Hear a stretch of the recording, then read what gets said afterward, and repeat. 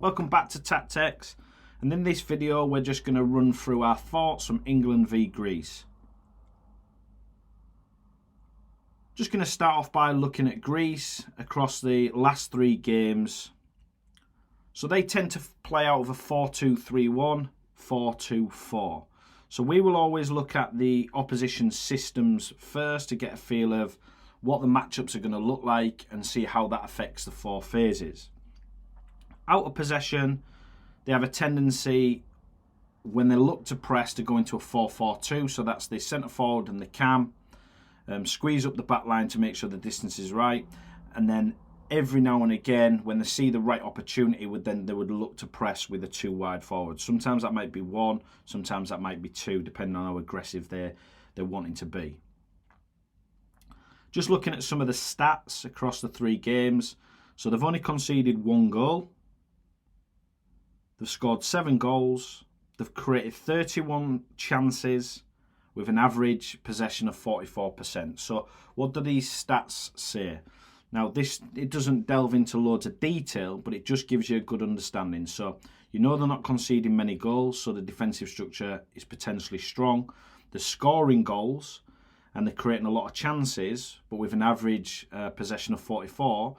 So you probably start to paint a picture that they might be a counter-attacking side. So this would then give you a good idea when you start to analyse Greece on what you're looking for to start with. So what does that look like across the four phases? So I think if you're looking at Greece, one of their main strengths would be, just from the stats and then looking at the game last night, they have a good defensive structure, good distances between the front line and the back line. They have a tendency to press in a 4-4-2 when they see the opportunity, so that's the centre forward and the cam. So if you've done your research before that, part of your strategy for your game plan or your training model going into it would be, how do we break down this structure and how do we stay in control of a 4-4-2 press and a potentially an aggressive press where it's 4-2-4. The second thing that you'd be thinking about of how to try control the opposition across the four phases would be the transition. So you could see they're creating a lot of chances, scoring goals, and obviously that comes from their defensive structure. So how they're pressing in the 4-4-2 allows them, when they win the ball, to play forward quickly. So Greece have definitely so far in the competition been extremely effective in the attacking transition. So again, when you're thinking about putting your strategy together, how can you stop Greece counter-attacking you? Because there's a couple of things that will happen at Wembley if you're doing this. If they break quickly, score a goal, it changes momentum of the game, it changes the environment. If they don't score, but they keep creating opportunities, it just gives them a little bit of momentum. Now, if you're wanting to be on top of these teams and put them under pressure, so like a Spain, for example, can you control their attacking transition, so our defensive transition, to allow us to stay on the four phases? So just some other little bits from Greece is, in terms of the attacking organisation, they tend to look long, but they use the space well if it was there. And in the defensive transition, they drop into defensive structure. Now, we know that England have the better personnel individually. So when you're looking at the attacking organisation, you're probably going to dominate that. And when looking at Greece's style, it was probably quite easy for England to go and press. So when you look at the game overall, it was probably 2-2 in terms of the four phases. So what was our thoughts on England? So it was set up originally on paper as a 4-2-2, but with plenty of flexibility due to personnel. Now, we don't know if this was natural movements from the players, which you are going to get because players do like to drift into their areas. But I also know that Kazi likes to dominate the centre of the pitch, knowing from his work from Man City. But there is certain, pros and cons to overloading the centre of pitch with too many bodies. So they were also flexible of going into a 4-2-3-1. A 4-1-2-3, again, this would be due to natural movements or something that had worked on the training ground. And you could clearly see that we all knew, starting lineup, that the two fullbacks would want to come in. Now, it's not my way of personally playing. 5 players in that centre of the pitch can be overcrowded, very difficult for your centre-backs to find lines. Oppositions don't need to move too much. They can do dual roles. So if you are to play through with 5 bodies, you have to be so clean. But it's not something that I would particularly do. But this was just something that I felt I saw quite a bit last night. There was variations down the sides. So sometimes Lewis would be higher, Gordon would come in, and the same on the other side. So I'm not saying it just stayed like this all the time. It was just something that I was seeing, and some of the discussion that we was having as staff as the game was going on. So just looking at Greece's press, so we're talking about 4-4-2 here. I will also want to highlight that they are very comfortable sat in the 4-2-3-1 in a medium to low block as well. But I'm just using the high press for an example now. So last night you could see that it was real clear, simple instructions for Greece. The centre forward, 14, would tend to deal with Stones. The 11, the Cam, would deal with Colville and sometimes Rice. And then the 2 wide forwards, 8 and 7, would deal with the 2 fullbacks. And the 2 holding midfielders, 23 and 6, they were quite comfortable in dealing with whether it was 2 Cams or 2 holding midfielders, just due to the distances. If the 2 fullbacks rolled in, which you will have seen, I'm not saying they were both in there all the time, but it didn't change or manipulate Greece's defensive structure at all. Don't think it asked enough questions of them. I can't remember off the top of my head how many times they played through the opposition, but I know it wasn't that much. So I also think with Greece as well is they were quite happy for Pickford to be the spare player, the +1. It doesn't have the best qualities in terms of trying to play through the opposition, and also with Rice being your number 6 or number 4, doesn't have the best ability to get on the half turn with front and back pressure. So I think Greece were quite comfortable with leaving these 2 for England. Now when they did go into the full press, one of the midfielders would start to creep up and close the gap on Rice. But as you can see in this structure here, it leaves the 10, which is one of the hardest passes I feel from the goalkeeper. So Greece again were quite comfortable with this. If they're playing to Rice, so if Rice does have a bit of space, very difficult for him to get on the turn or use a link pass unless he goes straight back to Pickford, because he's got front and back pressure. And I wouldn't say that Rice is really, really clean on these actions. Again, Pickford doesn't have the driven pass to drive it flat into the 10, and we didn't have the quality to go direct and then win the first and second balls to then free up the 10. So Greece was in total control of what was going on in this scenario. Also try to picture this further up the pitch without Pickford, that you're getting a similar picture. So you'd be forced to go back anywhere. If Greece won the ball, you could clearly see in the game that they had good numbers to break on us. And the worrying thing is I always worry about when teams come straight through the middle of you and you don't force them around. So I understand about trying to get numbers beyond lines, try to really be aggressive with your positioning.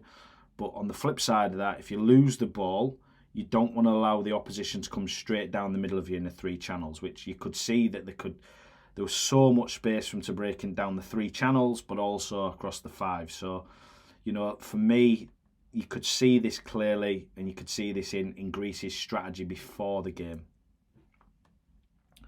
So just something that we spoke about, and it'd be good to see what people's opinions are, but I'm massive on the 6. I don't generally think that this was Rice's fault.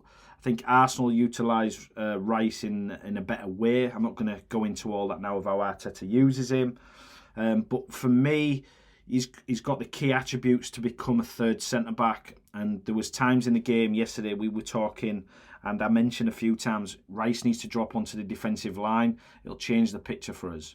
There's a couple of times where he dropped into the left centre-half role, and he manipulated the press, and the 7-11 didn't quite know what to do. And we just got control, and it allowed the other players to roll in. And again, just manipulating Greece's defensive line, but we just didn't do it enough. Now, like I said before, Rice doesn't have to go down the centre, between the centre-backs. He can go down the side.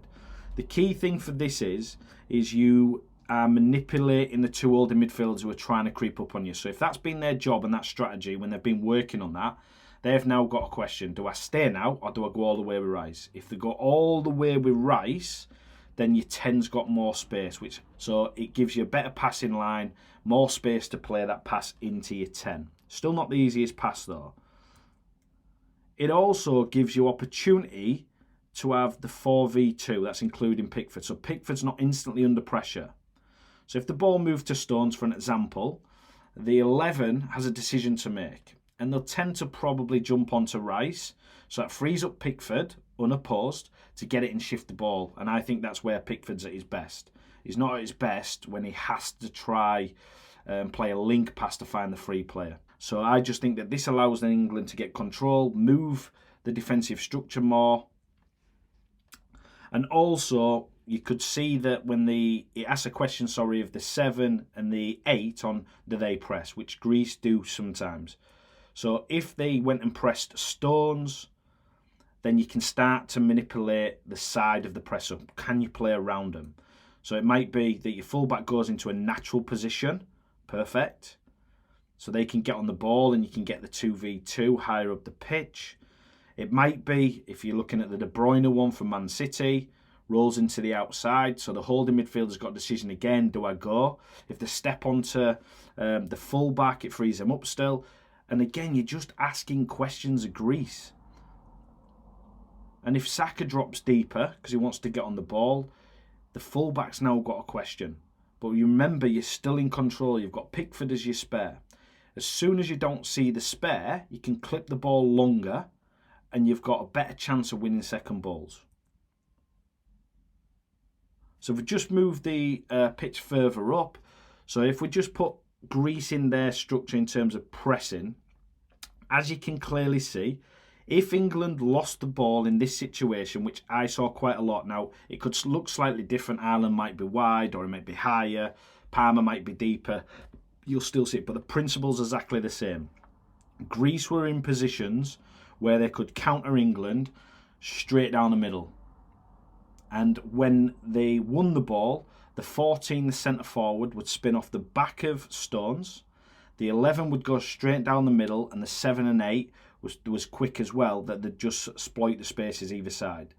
And that's why they caused loads of problems. And the amount of times you could see Rice and Arnold and Lewis all sprinting back, but when you're playing at a top level, you can't give them this opportunity. And then because they broke and they got an opportunity, I think they had 3 goals disallowed, it just swings momentum. So the players lose a little bit of confidence, the crowd go a little bit, you're not finding your free passes, and it just affects your play. So you start to lose the rhythm. If Rice was to play a bit deeper and England wanted to play within this system, again, it's not my way of playing, but for me, it would have just helped. So you'd have the 3 players in the centre of the pitch to be able to move the ball and manipulate the press.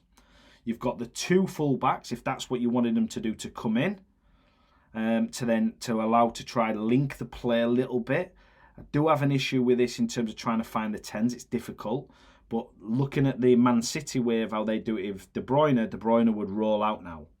And if not, the wide forward would drop deep and De Bruyne would go high, so you can manipulate. But again, if you lose the ball, you've got the 3 central players to initially defend the central area, which means Greece can't come through, so they must go around you. You've got the 2 fullbacks who can recover quickly. So worst case scenario, Greece would then advance up the pitch but down the side, so not creating a goal scoring opportunity.